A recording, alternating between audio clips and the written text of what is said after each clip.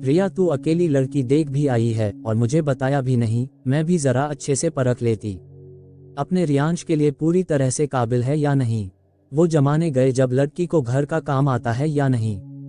सिर्फ यही देखा जाता है कि आजकल तो लड़की को ढंग से रहना भी आना चाहिए, ये नहीं कि रियांश को उसे कहीं भी ले जाते हुए शर्माए। रूपाजी ने अपनी बड़ी बहन से कहा, अरे जीजी आप ऐसा क्यों कह रही है, आजकल की तो सभी लड़कियां स्मार्ट होती है, और वैसे भी सब लड़कियों के रहन सहन अलग होती है, किसी को सब पसंद होता है तो किसी को कुछ भी नहीं। रिया जी ने उत्तर दिया। ये सुनकर रूपाजी बोलती है, वो तो सब ठीक है, पर आजकल के लड़कों की पसंद थोड़ी अलग होती है, उन्हें घरेलू नहीं स्मार्ट लड़की होनी चाहिए। तू छोटे शहर से लड़की बहू बनाकर ला रही हो, मैं इसलिए ही कह रही हूँ। नहीं दीदी ऐसी कोई बात नहीं है, शिला संस्कारी भी है और पढ़ी लिखी भी, सुंदर भी है, मुझे तो उसकी सादगी भाग, वो हमारे घर के लिए एक परफेक्ट बहू होगी, और रियांश को भी बहुत पसंद आई है। रिया जी ने कहा, ठीक है, देखते हैं, अगले महीने की टिकट तो बनवा ली है, जल्दी ही शादी में आ जाऊंगी, फिर आमने सामने देख लूंगी। फोटो में तो सभी लड़की सुंदर नजर आती है, फिल्टर लगवाकर जो लड़कियां फोटो खिंचवाती है। रूपाजी ने अपनी बात खत्म करके फोन रख दिया। रूपाजी छोटी बहन रिया जी थोड़ी मॉडर्न ख्यालों की थी, उनके हिसाब से लड़की जो घर में बहू बनकर आती है वो पूरे परिवार के स्टेटस को दिखाती है, उसे भी ढंग से रहना आना चाहिए और मौजूदा जमाने के साथ में चलना चाहिए। अगले महीने रूपा जी के घर पर शहनाई बज उठी, सारे मेहमान आ चुके थे। लड़की वालों और लड़के वालों ने एक ही जगह होटल कर ली थी, वहीं पर दोनों के रिश्तेदार आ रहे हैं। रूपा जी के ससुराल से और मायके से भी सब लोग आ चुके थे, पर उन्हें तो अपनी रिया जीजी का इंतजार था। रिया जीजी की फ्लाइट थोड़ी देर से आई, तब तक हल्दी की रस्म शुरू हो चुकी थी। हल्दी के लिए तैयार शिला बहुत ही सुंदर लग रही थी, सभी रिश्तेदार बारी बारी से हल्दी लगा रहे थे, संगीत गूंज रहा था, सभी डांस कर रहे थे, पूरा मस्ती का माहौल था। ऐसे में रिया जी आती है तो रूपा जी का चेहरा खुशी से खिल जाता है और वो मुस्करा उठती है। रिया जी की नजरें शिला पर पड़ती है तो वो प्यार से बोल ही देती है, शिला बहू ये क्या साड़ी पहन ली, हल्दी के दिन तो साड़ी की जगह गाउन पहनना चाहिए, आजकल तो यही ट्रेंड में है, तुम तो पुराने जमाने की हो। और वो मजाक बनाकर हंसने लगी। रूपा अपनी बहन को एक कोने में ले गई, जी आपने भी सबके सामने बहू को कुछ भी कह दिया, शिला भी गाउन पहन सकती थी, पर मेरे ससुर जी और शिला की दादी को ये सब पसंद नहीं है, उनका कहना था चाहे तुम हल्दी का कार्यक्रम करो पर हमारी पोत बहू साड़ी ही पहनेगी। शिला ने अपने बड़े बुजुर्गों को खुश रखने के लिए साड़ी पहनी है, केवल फैशनेबल तो हर बहू बनकर रहती है, पर जो बहू घर के बुजुर्गों को खुश रखती हैं। कितना अच्छा डांस किया, अभी तक तालियां बज रही है, मेरी शिला ने सबका दिल जीत लिया है। रूपा जी ने खुश होकर और जोर से ताली बजाई। शिला दुल्हन बनकर घर आ गई, उसका अच्छे से स्वागत हुआ। कुछ मेहमान जा चुके थे और कुछ मेहमान रुक रहे थे। रिया जी के बेटे और बेटियों की शादी हो चुकी थी तो वो भी घर गृहस्थी की जिम्मेदारी से मुक्त हो गए थी, इसलिए वो भी थोड़े दिन रुक ही गई, सारी रस्में और रिवाज हो गए। दूसरे दिन शिला कमरे से बाहर आई तो लाल साड़ी पहनी थी, शिकायत का मौका नहीं देती है, वही बहू घर की शान होती है। रिया जी ये सुनकर चुप हो गई, आगे के सभी रीति रिवाज होने लगे। फिर वरमाला का समय आया, शिला दुल्हन बनकर बहुत खूबसूरत लग रही थी। वो जब वरमाला के लिए आ रही थी तो उसने भजन पर डांस किया, तो ये देखकर रिया जी ने फिर से मुंह बना लेती है, रूपा आजकल की दुल्हन तो मस्त फिल्मी गानों पर डांस करती हुई आती है, पर तेरी बहू तो ना जाने कौन से माने की है, इतने धीमे भजन पर धीमा सा डांस किया आ रही है। भरी मांग, धुले हुए बाल, हाथों में सुहाग का चूड़ा और माथे पर बिंदिया चमक रही थी, पैरों से पायल की छन छन की आवाजें आ रही थी। शीला बहुत सुंदर लग रही थी, रूपा जी ने उसकी नजर उतारी, ये सब रिया जी देख रही थी पर कुछ बोली नहीं। शीला की चौका पूजन की रस्म थी तो रिया जी बोली, बहू दाल का हलवा बनाने आते हैं, बड़ा मन कर रहा है, तुझे आते हैं या नहीं? मौसी जी मैं बना कर लाती हूँ, ये कहकर शीला रसोई में चली गई। तो रूपा बोली, जी दाल तो भिगोई नहीं है, हलवा कैसे बनेगा, आप भी नई बहू की परीक्षा ले रही हो, और रसोई में चली गई। शीला ने जो सामान मांगा वो उसे दे दिया। रूपा जी के माथे पर तनाव की रेखा देखकर वो बोली, मम्मी जी मैं बना लूंगी, आप बाहर जाकर मौसी जी से बात कीजिए, मूंग की दाल को भूनकर सूखी पीसकर भी हलवा बनता है।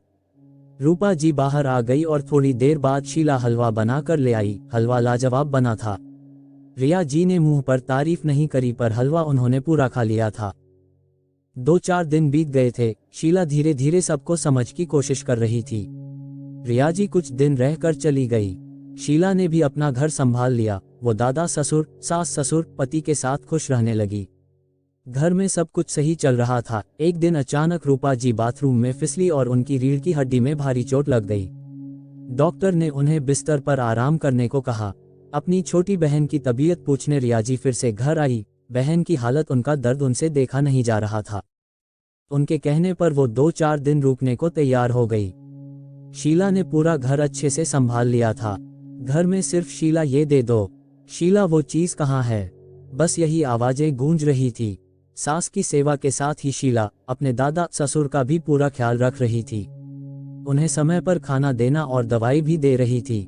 रिया जी बहन रूपा के पास बैठी थी। तभी शीला चाय देने अंदर आई तो रूपा जी उसे अजीब नजरों से देख रही थी। बहन कुछ भी कह, तेरी बहू ढंग से नहीं रहती है। ये आजकल के जमाने में कौन पायल पहनती है, बिंदी लगाती है, और देख कितना सिंदूर मांग में भर रखा है, चूड़ियां भी हाथों में भरी है। शादी के शुरुआती दिनों में तो पहन लो, पर रोज कोई नहीं पहनती हैं। आजकल तो पता ही नहीं चलता है कि ये शादीशुदा हैं या कंवारी हैं। वैसे बहुएं वैसे ही स्मार्ट लगती है। ये सब तो गंवार महिलाएं पहनती हैं। मैंने पहले ही कहा था कि छोटे शहर की लड़की मत ला, पर तूने मेरी बात ही नहीं मानी। तेरी बहू तो एकदम से गंवार लग रही है। रिया जी, आप मुझसे बड़ी है तो मैं आपका सम्मान करती हूँ, पर मैं ये कतई बर्दाश्त नहीं करूंगी कि कोई मेरी बहू का अपमान करे। क्या सुहाग चिन्ह पहनने से कोई गंवारू हो जाता है? शीला की रियांश से शादी हुई है तो इस नाते वो चूड़ियां पहनती हैं, पायल पहनती हैं, बिंदी लगाती है, मांग भरती है, इसमें गलत क्या है? शीला को ये सब पसंद है, वो खुशी से सब पहनती हैं। ये उसकी मर्जी है, फिर ये सब पहनना गंवारूपन कैसे हो गया? ये सब चीजें तो जीजी आप भी पहनते हैं, तो हम दोनों भी गंवार कहलाएंगे। अरे छोटी, मेरे कहने का मतलब ये नहीं है। आजकल की पढ़ी लिखी लड़कियां ये सब नहीं पहनती हैं। अब मेरी ही बहू को देख ले, वो बिंदी नहीं लगाती है, कहती है कि निशान पड़ जाएगा। वो बिछिया और पायल नहीं पहनती हैं, कहती हैं कि वो जीन्स और जूते में उलझ जाएगी। वो मांग नहीं भरती है क्योंकि उसे ऑफिस जाना होता है। वो चूड़ियां नहीं पहनती हैं क्योंकि कोई भी आजकल की बहुएं चूड़ियां नहीं पहनती हैं, सब कोरे हाथ ही रहते हैं। बड़े शहर में आकर देख तो सही, जमाना कितना बदल गया है। हाँ जी, जमाना बदल गया है, पर इतना भी नहीं बदला कि कोई भी पढ़ी लिखी लड़की शादी के दिन मांग नहीं भरवाएं। मांग भरना और बाकी सुहाग चिन्ह पहनना ये सब की मर्जी पर निर्भर करता है। अपनी अपनी आस्था है, विश्वास है, इसमें हंसी उड़ाने वाली और गंवारू कहलाने जैसी तो कोई बात नहीं है।